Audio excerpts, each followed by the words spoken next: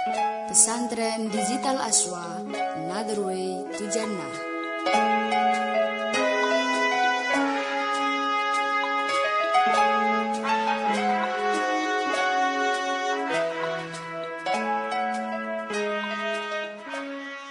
Assalamualaikum warahmatullahi wabarakatuh. Bismillah, alhamdulillah, wassalatu wassalamu ala sayyidina Muhammad ibn Abdillah wa ala alihi wa sahbihi wa mawalah, amma ba'dah.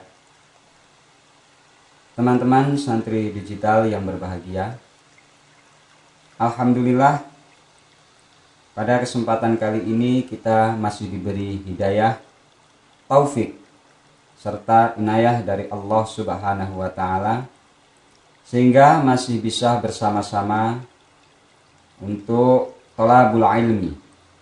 Semoga pertemuan kita pada kali ini benar-benar mendapat ridho dari Allah Subhanahu wa Ta'ala.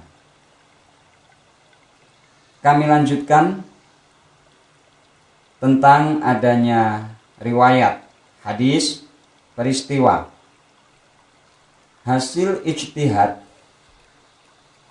atau melakukan ibadah dengan cara baru yang belum pernah diajarkan Rasulullah di masa Rasulullah masih hidup. Dan hal tersebut dibenarkan oleh Rasulullah. Rasulullah tidak menyalahkan. Bahkan kadang Rasulullah memuji dengan apa yang dilakukan oleh salah satu sahabat tentang hasil ijtihadnya selama tidak menyalahi kaidah daripada syara'. Hadis pertama kemarin dari Sayyidina Mu'adz bin Jabal. Hadis selanjutnya hadis Sayyidina Bilal.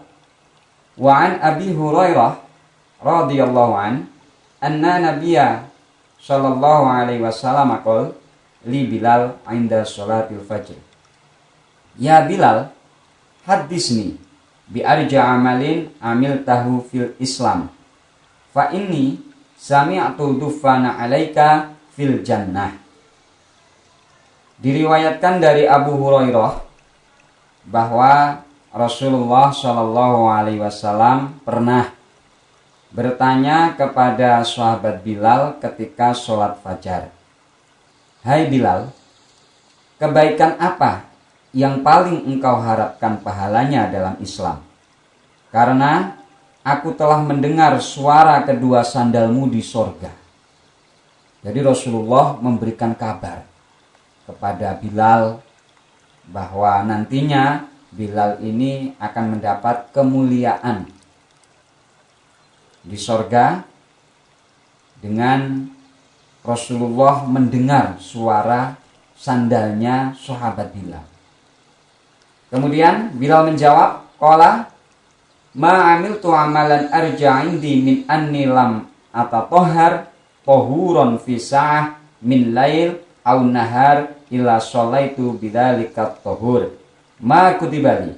Wa fi riwayatin qala li Bilalin bima sabaktani ilal jannah qala ma adantu qattu illa sholaitu raq'ataini wa ma asabani hadasun qattu illa tawaddatu wa ra'aitu anna lillahi alayya raq'ataini faqala an-nabi sallallahu alaihi wasallam bihima ainilta tilkal manzilah.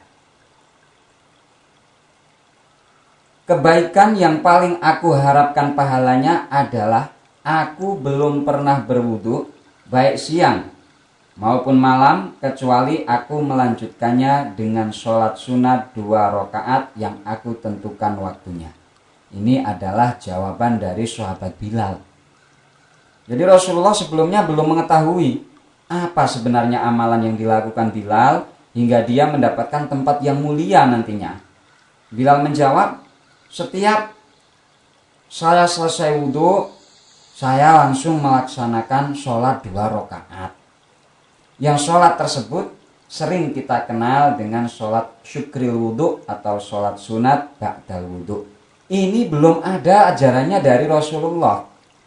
Tapi sahabat Bilal melakukan ijtihad sendiri, kemudian melaksanakannya. Dalam riwayat lain, Rasulullah berkata kepada Bilal, "Dengan apa kamu mendahuluiku ke surga?"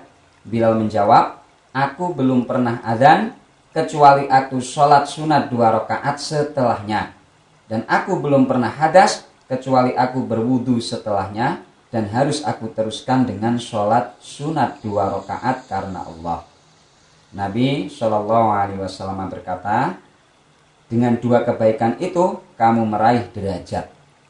Bihima ainil tatil kal manzilah. Menurut Al-Hafidz Ibnu Hajar dalam kitab Fathul Bari jilid 3 halaman 34, hadis ini memberikan faidah bolehnya berijtihad dalam menentukan waktu ibadah. Karena Bilal memperoleh derajat tersebut berdasarkan ijtihadnya. Lalu Nabi pun membenarkannya. Nabi belum pernah menyuruh ataupun mengajarkan sholat 2 rakaat setiap selesai berwudu atau setiap selesai adzan. Belum pernah ada perintah tegas langsung dari Rasulullah kepada Bilal. Kalau kamu setelah wudu sholat 2 rakaat, setelah adzan sholat sunat 2 rakaat. Nabi belum pernah mengajarkan seperti itu. Kepada sahabat yang lain, Nabi juga belum pernah. Ini inisiatif dan ijtihad daripada sahabat Bilal. Dengan tidak menyalahi syarat, menyalahi aturan ataupun kaidah dalam beribadah. Dan Bilal pun melakukannya tanpa bertanya kepada Nabi terlebih dahulu. Beliau langsung mengerjakan sholat setiap selesai wudhu. Ternyata Nabi membenarkannya, bahkan memberinya kabar gembira tentang derajatnya di sorga.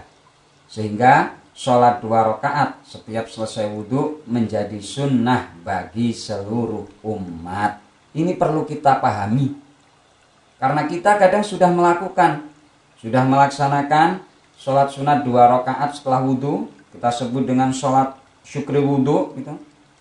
Itu bukan Rasulullah langsung yang mengajarkan, tapi sahabat Bilal. Hal ini menunjukkan ketika kita melakukan hal baru, ijtihad baru, selama tidak menyalahi syarak, selama tidak menyalahi tuntunan Rasulullah, ini diperbolehkan. Kemudian hadis lain yang masih berhubungan dengan adanya hal-hal baru ini semasa Rasulullah masih hidup, hadis dari Ibnu Abbas. An Sayyidina Ibni Abbas qol ataitun Nabi fi akhiril lail fa shallaitu khalfahu fa akhadha bi yadi fajarrani hatta ja'alani khida'ahu. Falamma aqbala Rasulullah sallallahu alaihi wasallam ala sholatihi khanistu fa shalla Rasulullah sallallahu alaihi wasallam. Sayyidina Ibnu Abbas radhiyallahu an pernah berkata, aku mendatangi Rasulullah pada akhir malam, lalu aku sholat di belakangnya. Jadi sahabat Ibnu Abbas ini mau makmum kepada Rasulullah dan memposisikan diri di belakang.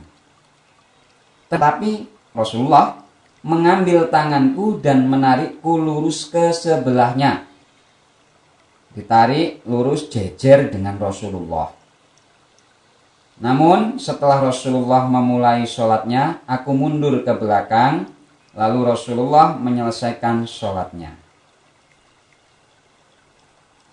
Ketika Rasulullah sudah memulai sholatnya, sudah takbir, sahabat Ibnu Abbas ini berinisiatif untuk mundur sedikit. Artinya posisinya berada di belakangnya Rasulullah, tidak lurus dengan Rasulullah. Falaman syaraftu qala masya'nuka aj'aluka hidai fatakhnas. Fakultu ya Rasulullah awayam baghi li ahadin an yusalliya bi hidaika wa anta Rasulullah alladhi a'taqallah. setelah aku mau pulang, jadi sahabat Ibnu Abbas ini mau pulang selesai sholat, beliau berkata, "Ada apa?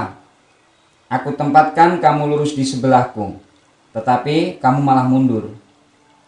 Aku menjawab, "Ya Rasulullah, tidak selayaknya bagi seseorang sholat lurus di sebelahmu, sedang engkau Rasulullah yang telah menerima karunia dari Allah." Qala fa'ajabahu fada'ali ayyazidani Allah ilman wa fiqhan. Ibnu Abbas berkata, ternyata Rasulullah senang dengan jawabanku, lalu mendoakanku agar Allah senantiasa menambahkan ilmu dan pengertianku terhadap agama. Hadis sahih riwayat Imam Ahmad Al-Hakim ala syaratil Bukhari wa Muslim. Hadis ini membolehkan berijtihad membuat perkara baru dalam agama apabila sesuai dengan syarak. Ibnu Abbas mundur ke belakang berdasarkan ijtihadnya, padahal sebelumnya Rasulullah telah menariknya berdiri lurus di sebelah beliau. Ternyata beliau tidak menegurnya, bahkan merasa senang dan memberinya hadiah doa. Dan seperti inilah yang dimaksud dengan bid'ah hasanah yang kemudian disebut sunnah takririyah, pembenaran daripada Rasulullah Shallallahu Alaihi Wasallam. Teman-teman santri digital yang berbahagia, mungkin kesempatan kali ini itu yang bisa kami sampaikan. Mohon maaf atas segala kekhilafan, kekurangan. Akhiran, hadanallahu wa iyyakum ajma'in. Wassalamualaikum warahmatullahi wabarakatuh. Pesantren Digital Aswa, Another Way to Jannah.